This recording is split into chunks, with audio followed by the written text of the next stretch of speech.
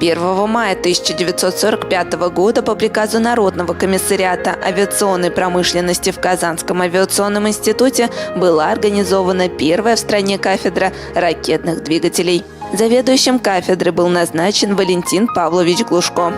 В состав кафедры были введены профессор Жирицкий и старшие преподаватели Севрук, Королев, Лист, Брагин.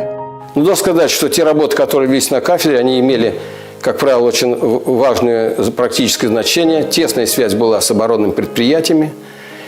В частности, все продукты сгорания и характеристики этих струй, которые создают тягу, это были рассчитаны.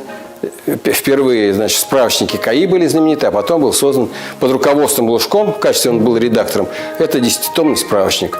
Справочник переведен на многие языки, то есть в Америке, в Израиле, в Китае, за который тоже была получена государственная премия.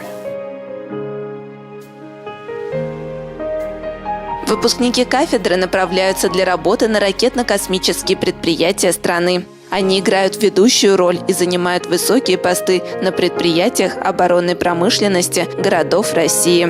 У нас на кафедре работает